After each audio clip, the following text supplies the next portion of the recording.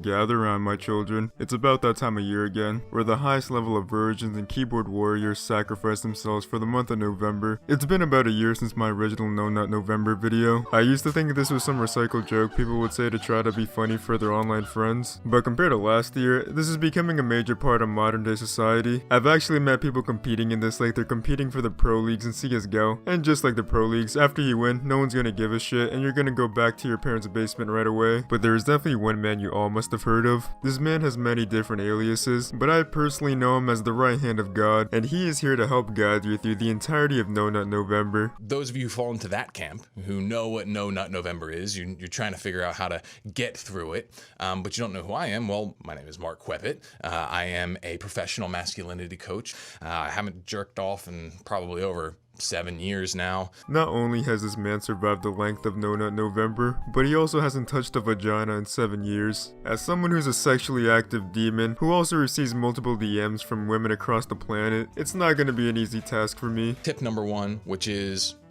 don't watch porn. Alright, now I know technically the rules for No Nut November are that you can watch whatever you want and look at whatever you want.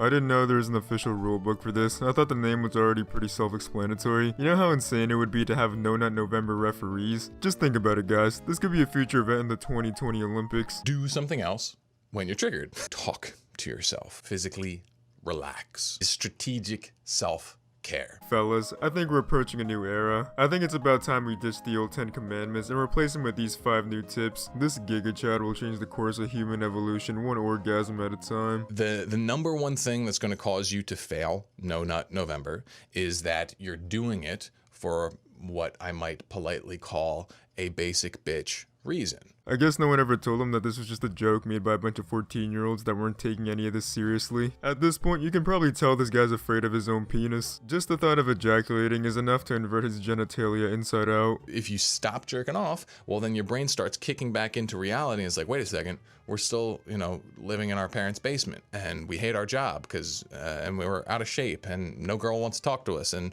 we don't even talk to them anyway or whatever it is that's going on. He's talking about how stopping yourself from jacking off will improve your chances with women, and how you could be spending your time doing something better. And he's absolutely right. Why would you spend time jacking off when you could be spending your time on the Lemon OVA Discord server, discord.gg/bro. Another reason to take No Nut November a little bit more seriously is that you can start really healing up some deeper issues. Guys use jerking off and porn to repress shit. I'm just gonna be honest right now, if you hate your life before jacking off, you're still gonna hate it after you're done. Removing porn from this quadratic equation isn't gonna help solve traumatic experiences you faced during your childhood. But if you don't do that, and you start processing it, and you start looking at it, and you start understanding it, and you start doing something about it, you can actually heal those problems and make them go away to the point where you don't need to run from them anymore. He's acting like jacking off is the equivalent of shooting up heroin. If anything, that post-nut clarity will probably help you solve any issues you got. Imagine walking up to a war veteran who just witnessed his platoon get Fortnite 90'd on and telling him, if you stop jerking off, your PTSD will go away. Oh really? Dap me up, baby, let's go. Whether you think that